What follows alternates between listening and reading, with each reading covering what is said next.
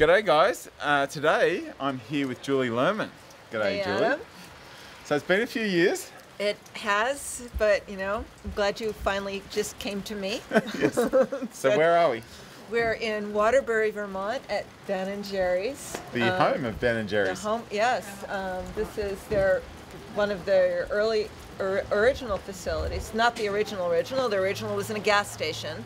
But this is now where they have their factory tours and one of the big factories that they have.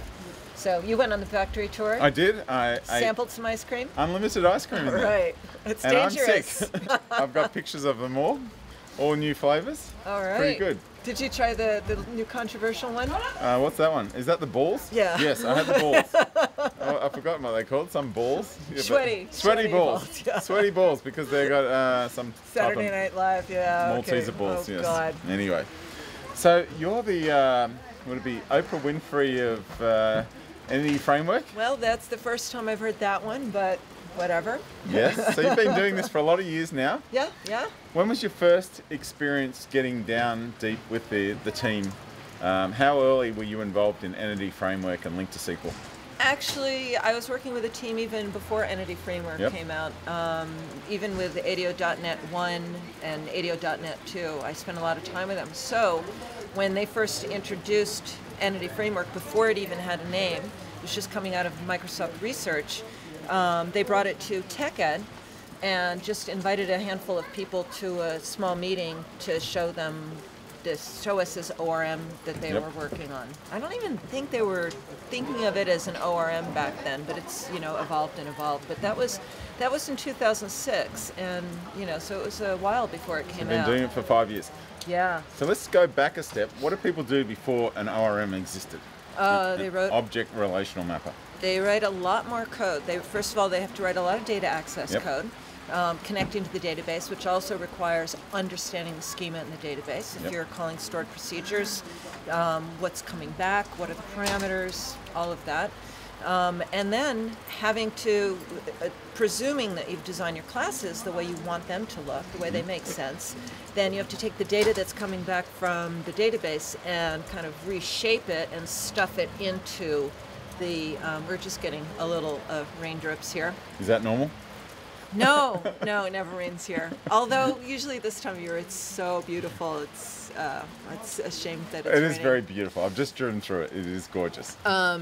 So normally, after getting the data, then we have to remap it into the objects, into the classes. So it's a lot of work. And then when it's time to store it back up again, persist it back to the database, you have to take it out of the classes and then, create stored procedure parameters and push it back up again. Right. So we're writing not only a lot of data access code against the database, but also all of that code getting from the data, the results, into classes and then getting the updates back up to the database. Right. So it's a lot of code there. Yeah, the CRUD functionality. Yeah. Yeah, the create, read, edit, and delete functionality.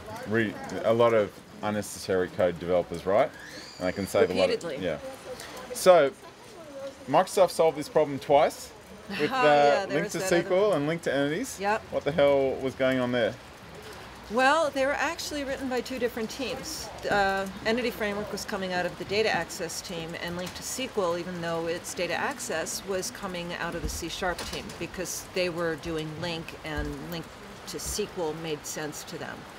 So that was how that happened, that there were two ORMs. And then when the Entity Framework team saw Link, it was obvious to them that that made a lot of sense to use for querying because they had written Entity SQL, which was string-based querying. So they created an implementation of Link for Entity Framework. And so then we had Link to Entities and Link to SQL. Link to Entities being part of Entity Framework that could go to any database as long as there's a provider, and Link to SQL that was written to go against against SQL. So it took some time to sort things out. There's probably a little politics involved. Who knows? I'm the Oprah Winfrey, just making everybody happy, so I don't know about the bad stuff. And then what ended up happening is Link to SQL came into the data team, so the data team was managing that as well. And then eventually, and a lot of the things that people were asking for in Link to SQL were already in Entity Framework or planned for Entity Framework, and it didn't make sense to keep both stacks going. So they didn't kill Link to SQL. They just nor deprecate it. It's still there, and I still have clients that use that, and it makes sense for them in certain scenarios. They're just not making an investment in it. But if you're going to choose a platform today, you choose Entity Framework. Entity Framework. And Microsoft is putting everything behind that. If you look at WCF Data Service, so yeah, all their investment is in Entity Framework, and even lots of technologies they're building are being built on top of Entity Framework, like WCF Data Services. Right. Okay. So, would you say, like, everybody comes to you to chat? You're the Oprah Winfrey. They love to chat about data to you.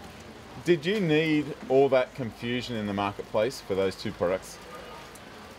If anyone thought there was too much confusion, you would have noticed it. There was a lot of confusion about it, but a lot of that also was because it took, Microsoft had to figure out what to do. Yep. It was a real surprise to both teams, and there was a lot of, a lot of push behind Link to SQL also. Because the C# team was developing that, and they were putting stuff on top of that as well, in the ASP.NET team. So people made an investment in Link to SQL. But once really people tough. realise there's a couple of choices, I know Microsoft like to have different teams, the strongest survives, but surely it must go up a few layers where a strong leader says, look, we can't release two of these.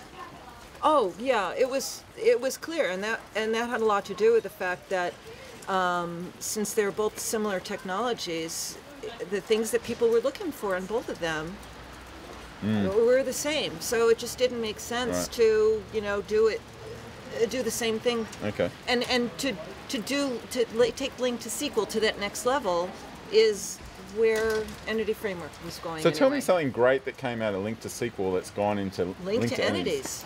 Link, just the fact that there's Link, because originally Entity Framework was using Entity SQL, which is string-based query. So you had to create an object query, and then you had to create a string. Yeah. Right. So we're back to the same problem of having to understand the schema of everything. So just the fact that we got Link that's with a good that, explanation. and we have the classes, so everything's strongly typed, and we can just have IntelliSense helping us. So that's the biggest thing. So, Julie, tell me some of the competitors outside of Microsoft to this ORM problem. Well, I would think probably the one that people talk about the most is NHibernate. Yes. And there's also LLBL Gen. Yep, by friends.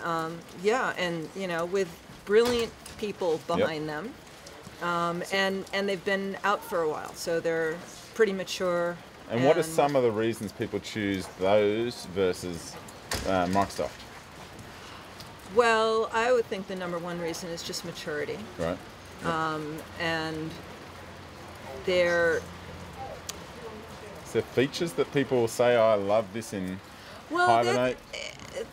That's unfortunately, that's narrowing now, right? Because, not only does Microsoft look at NHibernate, or what people are asking for, people who use NHibernate will say to Microsoft, it has to have this, it has to have this, and so they've actually been more responsive to that crowd in terms of how they've brought Entity Framework forward, all the POCO support, and the code first, all of that stuff. Do you want to explain POCO? Sure. Entity Framework originally, in order for your classes to participate in all of the ORM goodness, they had to inherit from Entity Object, which made them completely tied into Entity Framework and its APIs. You couldn't really disconnect. So POCO stands for plain old CLR objects, and it essentially is just saying that the class is not bound to other technologies. Not dependent on other technologies. So now with a POCO support and code first, you could take classes that you've written elsewhere that already exist and use them in Entity Framework. So to get the POCO support working, instead of having our classes be an entity object that knows how to say to the tracker, something changed, I changed, I modified, I'm new, I'm deleted.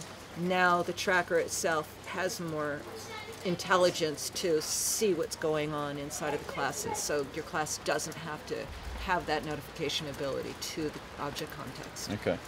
So tell us, code first. What's the number one reason people love it, and what's the number one reason they don't like it? Number one reason that people love code first is because they don't have to be bound to using a visual designer. They don't like visual designers. Well, it's not just the designer. Well, sure, you want to write code, right?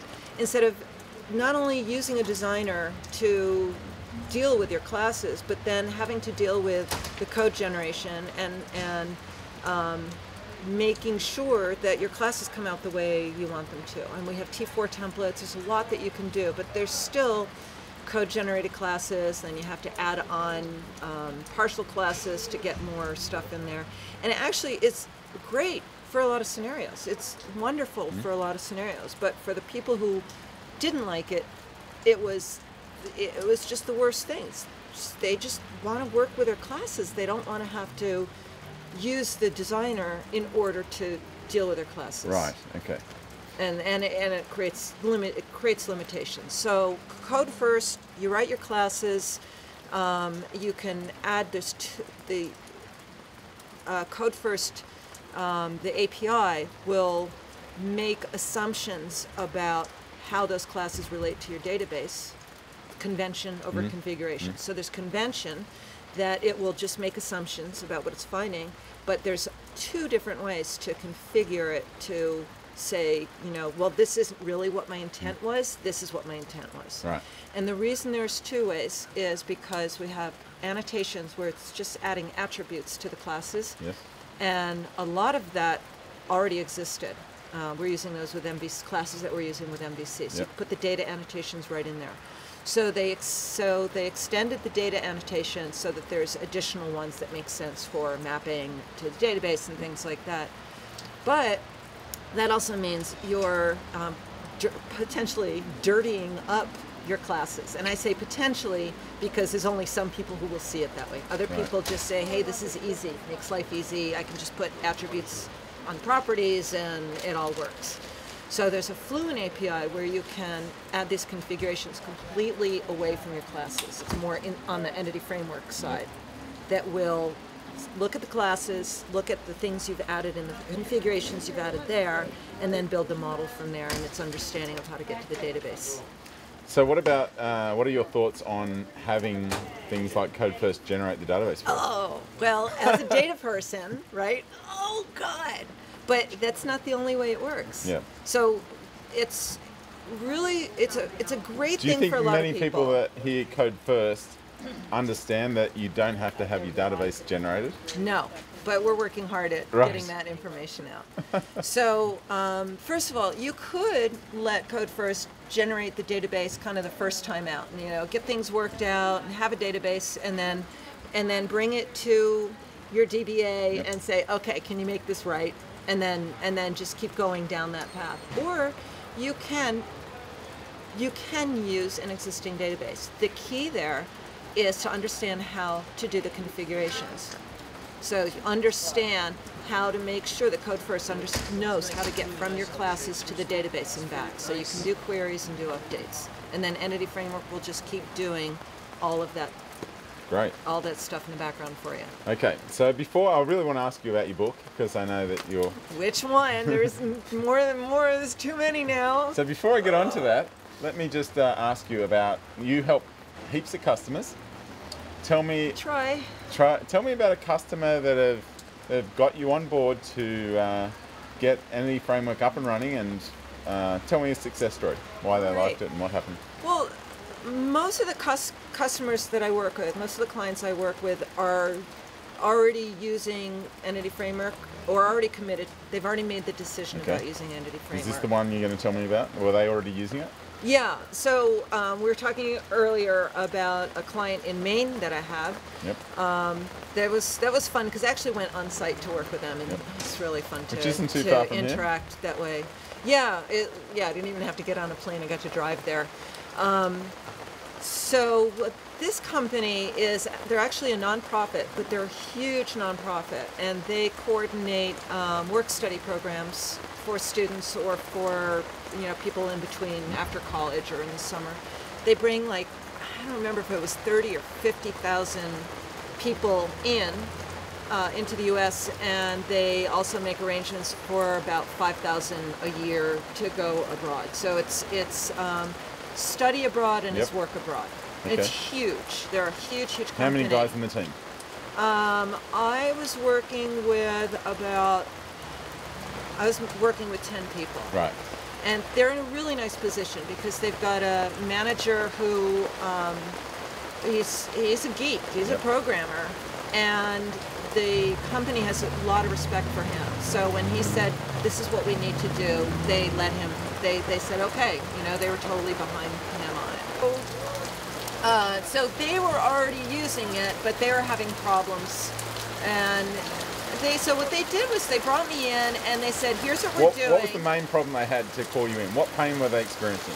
They just didn't think they were doing things right. They wanted to make sure they were doing things the best they could, and they were running into problems with disconnected applications and services. Disconnected problems. And that's the biggest problem. I'm sure it's with any ORM. That's going to be the biggest problem, because if you're depending on some kind of transactional owner, like the object context, to be responsible for doing updates, but the classes are getting updated in a disconnected way, how do you get that information back and forth? That's right. In a way that won't make Scott Hanselman start screaming about data sets again. Wasn't it Scott who said, Yes. "You cannot do that"? So yeah, data sets and the payload, right? That's so we right. didn't want to be in that scenario again. So that was the pain that they were aware of. And then what happened was I went in. They showed me what they were working on. They showed me those specific problems, but then we also just looked at the whole application. And Well, there's just the data actually tier more, or the whole app? Well, Did you look at data binding and? they're actually building a number of applications. So they're trying to make services that would be able to service internal applications, client-facing applications, their website, accounting, etc. So we worked. I looked at what they were doing and saw places that they weren't really using Entity Framework right. Yep. So I showed them, you could do this and this. First of all, they were using Visual Studio 2008, and 2010 was out.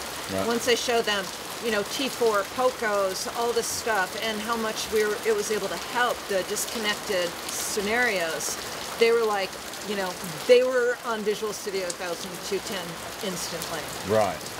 So I just showed them how to use Entity Framework, because people, a lot of it was, and some of it still is, a mystery, because it's not natural.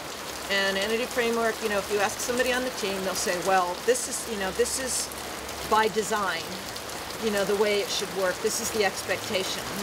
And my response is usually, that's your expectation because you wrote it. But anybody just sitting down in front of it who hasn't read, they shouldn't. I'm glad they're reading my 900-page book, but they shouldn't have to read a 900-page book to get it, right? So that's the kind of stuff that I've been doing with clients, and I love watching them go, oh, and because of that, when they understand Entity Framework better, they like it better also. Okay. So tell me some of the things that you'd love the Microsoft 88 or the Entity Framework team to fix. Some investments. Oh, gosh.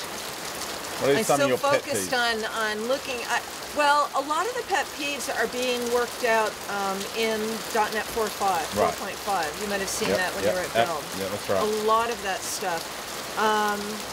And they've still got some holes with Code First, for example. Code First still doesn't support stored procedures, which makes it a non-starter for people. And You know, from my perspective,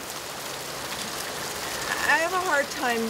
I'm not a very critical person, you know, so Oprah Winfrey in me. I'm a Libra. I'm not very critical. So what I do is, you know, I look at it and I figure out how to use it, and I figure out how to get around problems and try to show people how to get around the problems. And then I identify those problems and show them to the team. But I think my biggest issue is always about making sure people know how to understand it. Don't just throw it over the wall, you know? Making sure people know how to understand it. Okay, so let's talk about the book. Okay, books. Books, okay. So the first one was a monster. Yes. 2008. Yes. Entity Framework 1.0. Yep. Yeah, and it turned out to be only the baby monster. How many pages? 832, including the index. That's an amazing first book. Yeah. I don't know how I did it. I get it. It came to my house and I flipped through the pages and said, how did I do this? I can't even focus on anything for more than 3 minutes. But I did. And how did that turn out? Were you proud of it? Very. Yep. Yes. Big effort? Very, yes. Were you... I did a good job. Right. And I did the best job I could. You got a lot of good feedback and you had no competition.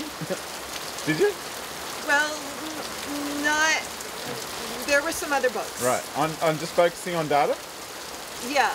There were some big? other books. Well, Roger Jennings had written a book that was half linked to SQL and half entity framework, and all of a sudden with link to SQL kind of stopped. That unfortunately half the book became deprecated. So that did he release it with both bits? Yeah. He did. Yeah, it was just unfortunate. And yours timing was just for him. entity Mine framework. was focused on entity framework. And then Visual Studio 2010. You went back for a second go? Yeah. Oh yeah. I thought, you know, just a revision, just a little revision. And I spent another year completely rewriting it, rethinking everything, ripping out entire chapters, you know, all the new POCO stuff and testing and all kinds of new patterns to explore. So that ended up being 900 something pages. Which chapter are you most proud of? I think what chapter number is it? Is it chapter 25? The chapter that I did on repositories and unit of work and testing, because I worked really hard to understand that stuff, and I worked very closely with a lot of people from the alt.net community who had been giving me a lot of crap. Right? And I went to them and I said, so teach me. There's a third book, a little book, isn't there? A little book, yeah. So when the Code First and DB Context came out, everybody said, so you're going to rewrite the book? And I had famously said, no, I'm not writing any more books, no more books, no more books. So finally what I decided, and also Code First was just an addition to Entity Framework. So Code First is 4.1? 4.1, and DB Context is in there also. Okay. So what I'm doing is I've written a 150-page book on Code First, but I got a partner in crime this time, Rowan Miller from the Entity Framework team, who hails from Australia he does? also. Tasmania? Yes, although I'm finishing up the last edits because he's on his honeymoon right now, and he's not answering emails. That's good to get someone from the team involved. That's awesome. It's great. It's great. So, and he also said he learned a lot working with me too, because you know, he had the technical knowledge, and I was so focused on making sure it was expressed in a way people can really learn from it. Yep. So we just wrapped that one up, and then we're going to do another one that's focused on the DB context validation, you know, the other half of Entity Framework and applications. So we're doing that. Right. And awesome. then no more books. No more books. Oh, come on. Okay. So how do you get that book? You can buy the book. Can you get it on an iPad? Can you get it through the iBooks? I mean the big books. Yep. I think the first edition is out of print. The second edition, you can get it from, you know, directly from O'Reilly, and they also have PDFs, all kinds of digital versions. It's on Amazon, it's on Kindle, it's on iPhone. Which one's selling? Are people buying it digitally, or they want the actual book? It's both. Do you actually know? Can you tell? They actually went into a third printing on the book. Oh, did they? Yeah. So people are still buying the physical book. I don't know why. Okay. It's so heavy. But, you know, it's just, I like to have the book for some reasons, but I can't imagine trying to read my book on a Kindle. I read novels on Kindle. Right. But I love having the PDF of my book because, you know, I wrote those books because I can't remember all that stuff. Right? Like, I don't know it. I know I wrote about it in the book, so I just do a search in the PDF and I can find it again. Sounds like handsome. He writes the blog for himself, apparently. Oh no, he writes it for me too. So let's just talk about the future to close out. We've had the build conference. You've seen the Metro stuff. Pretty much the server doesn't change. Everything that all your investment you've done so far for the server is the same. Yep. The client side, there's no system.data. What the hell's going on there? Well, that's in Metro, right? So you still have all the .NET 4.5 stuff. So you For still the desktop can do, apps. yeah. So you still have system.data there, but there is no system.data at the moment, and I don't have any inside knowledge. So I just. But were you upset when you saw that there's no data in Metro? Well, at first I was, and then the more I thought about it and read some things that people were writing, I realized this is what they were aiming for. This is all about disconnected applications, right? They're writing I was watching one of the videos, and he introduced it so nicely, and he was talking about. He had a key phrase, and one of the key words in the key phrase was disconnected. Not fluid, but about it being disconnected. And so the whole thing with the Metro apps is it's going to be dependent on services. Now there is file system, the XML files, file storage stuff that you can write against, but right now there's no support for system.data. My guess is, and again, nobody's told me anything, so I'm just guessing. SQL CE at least, right? For something, I could see that coming. But it's just like writing a Windows Phone app. Right, Windows Phone. I use data services. If I need more complicated logic, I'll use WCF services. But I'm using data services, Cool. So just keep learning data services, and then you can work with data in your Metro apps. And the story is unfinished at this point anyway. We'll soon see. So with that, thank you, Julie. Yes, it's been wonderful standing out here in the rain. This is my last interview I'm ever doing in Vermont. Never doing this again. They say the cows are happy, but if I lived here, I wouldn't be happy. Oh, it's just a one rainy day. I live here and I'm happy. So with that, this is Adam Kogan signing off. Bye-bye. Did you get all that? We'll take the SSW TV quiz and test your knowledge now.